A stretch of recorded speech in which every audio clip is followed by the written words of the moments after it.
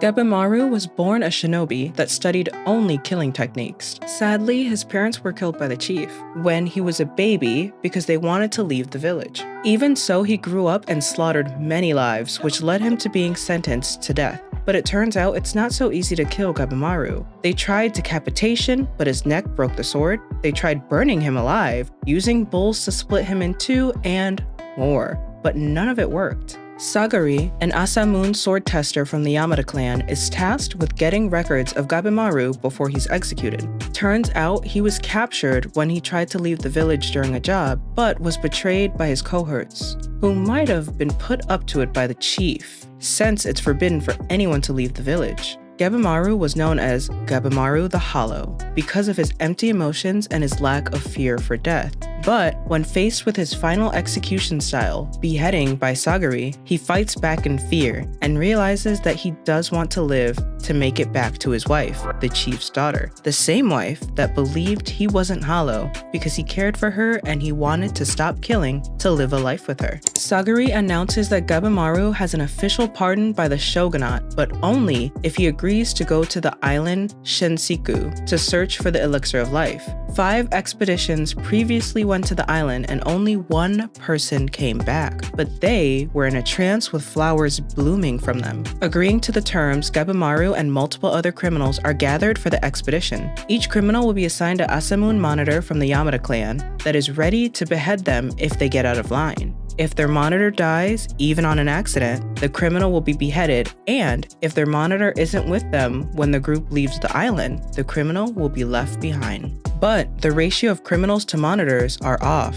so they are told to reduce their numbers, battle royale style, but with hands tied. Among the criminals, there are some with exceptional abilities, Gabimaru being one of them. Aizen, the first-ranked Asaemon, tries to convince Sagiri to leave because she's a woman, and he believes when time comes to execute, she will hesitate. The day ends with only 10 criminals standing. The shogun provides each criminal with 3 days worth of food and a drawing of the plant believed to make the elixir of life. Gabimaru is paired with Sagiri and tells her that the elixir is real because his chief demonstrated his immortality by being stabbed multiple times and living thanks to the medicine he once took. Now on the island, criminals try to attack each other to give themselves more time to look for the elixir without competition. Gabimaru fights Sagiri, trying to kill her to freely and quickly look for the elixir. He realizes he's holding back in the fight and hesitates due to a memory of his wife, telling him that he isn't hollow and has feelings. He tells Sagiri that he doesn't care about the others, but knows killing her would hurt. Sagiri tells him that she will overlook this because she would like to see him face his feelings and reclaim his life.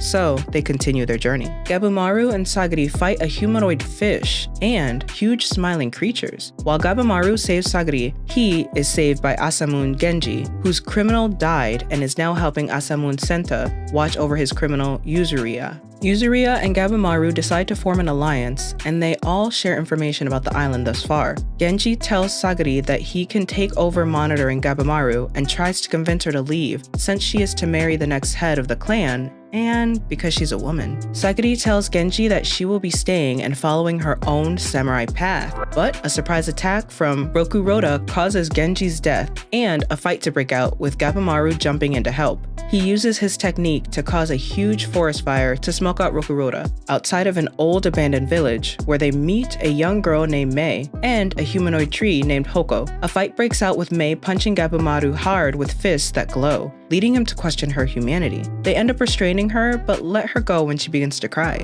They accept Hoko's offer of food and a bath once they return Mei. Back at the village, Hoko tells the group about the 3 regions of the island, with the elixir, which they call Tan, being located in the center of the island called Hore. Hoko warns them of the 7 Tensen, immortal beings that never allow anyone to leave the island alive. Meanwhile, secret brothers Asaemon Toma and criminal Aza run into 2 women who happen to be Tensen, Jofa and Taufa. They fight but are knocked out and thrown into a well of bodies covered in flowers. On the beach, Asaemon Tenza and wrongfully convicted criminal Nurugai are approached by Tensen Zujin and is beheaded by Tenza's master Shion, the 4th rank Yamada Asaemon, who also happens to be blind. An intense fight occurs with Tenza sacrificing his life to allow Nurugai and Shion time to run away. Back in the village, while Sagiri, Yuzura, Hoko, Mei, and Senta are asleep, Gabimaru decides to head for the center, Horai. He reaches the gates and is greeted by Tensei Zujin, who is on guard duty, but doesn't really feel like fighting any humans at the moment. So he tells Gabimaru that he will spare his life if he leaves. They fight, and Zujin questions if Gabimaru is actually a human, given his strong hits. But Gabimaru doesn't have the upper hand for long because Zujin transforms into a huge flower monster, bursting with more energy, while Gabimaru is barely hanging on,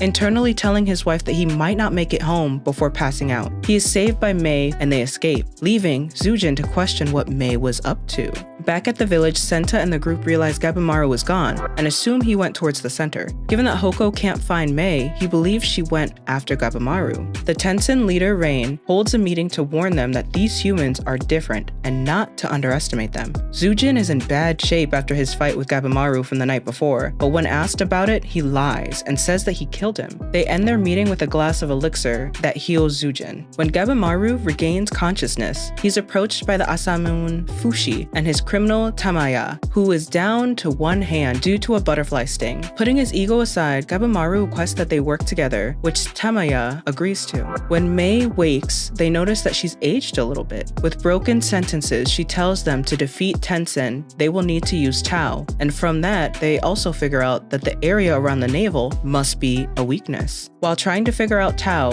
Tamaya and Gabimaru fight off creatures and two doshi that serve as the Tensei's right hand. During this fight, Gabimaru is able to notice Tao, and they are able to defeat the two doshi. Meanwhile, Aza is able to climb out of the pit with his brother on his back, just to be met by a doshi. After attacking Aza's neck, the doshi sees him regenerate, notices the vine-like marks, and an increase in his Tao, making the doshi wonder if it's due to him previously being in the pit. Aza is able to defeat the doshi by punching a hole through its navel area, but Toma becomes scared of what his brother could be turning into. Sagiri, Senta, Yuzurai, and Hoko make it through the gates of Horai, but are greeted by Tensei Mudan. They learn that the island is a place for experiments, and Hoko's village was part of one. Mudan tells them that if they were to consume Tan, it would turn humans into trees like Hoko's people. So technically, the elixir of life does not exist. While being attacked by Yuzurai, Mudan realizes that she can see Tao, which makes her very interesting to him. But she hasn't mastered it, so he offers to train her. Sagiri clears her mind, works on her breath, and attacks Mudan. This time, he notices her Tao has increased, and he doesn't regenerate, leading him to believe that her Tao is different and poisonous to him. But this technique tires her quickly. They think that they defeated Mudan when his body turns into a pile of blooming flowers, but are surprised when one shoots out to attack Yuzurai, but Santa runs in front to protect her and ends up in a trance with flowers blooming from his head. Mudan goes through his Kishikai transformation, turning into a huge flower-like being. Shion shows up, cutting down attacking flowers. Shion tells Nurugai to get the others out and to cut the flowers from Senta to slow the progression. Nurugai learned that her hugs energize people, and it turns out that she actually transfers Tao to them. Wrapped in bandages covered in Yuzurai's poison slime to prevent flowers from blossoming in any cuts, Sagiri and Nurugai rush to help Shion during the fight. Thanks to Senta, Shion was able to find the center of Mudan's weakest spot and defeat him. With only enough medicine to heal Shion or Senta, they decide that Senta is too far gone and healed Shion, while Yuzurai spends Senta's last moments holding and comforting him. Even after learning that the elixir of life doesn't exist, Sagiri states that it must because Gabimaru's chief's immortal, which leads Yuzurai to believe was probably an illusion tactic shinobis often used, a way to scare young kids so they would not go against the chief. She also questioned the chief's motives for marrying off his daughter to Gabimaru, since shinobis are basically seen as pawns. Instead, she believes they messed with Gabimaru's head to not only motivate him with fear, but also have another motivation to keep him from leaving. Meanwhile, Gabimaru wakes up in a cave with Tamaya, Mei, and Fushi, not remembering who they are, and only remembering that he is his village's greatest ninja, Gabimaru the Hollow. But Mei can sense the Tao in his head being off. The end credit shows men reading an urgent message from the shogun for the Yamada clan, asking them to go to Shenzenku Island to oversee the expedition members and choose new criminal monitors and assign them to shogun. Season 2 is releasing this January, and it's been 3 years, so I cannot wait to see how all of the different groups will make it on this island. Remember, they've only been on the island for 3 nights. With this new expedition, what new characters will be introduced to the island? Will there be other shinobi from Gabimaru's village? How will the other Tensen react when they find out about Mudan's defeat? And is Gabimaru's wife real? Let me know in the comments what your predictions are and what you're most excited for in season 2. And as always, don't forget to subscribe and ring that notification bell to join our growing community of anime fans. Until next time, bye!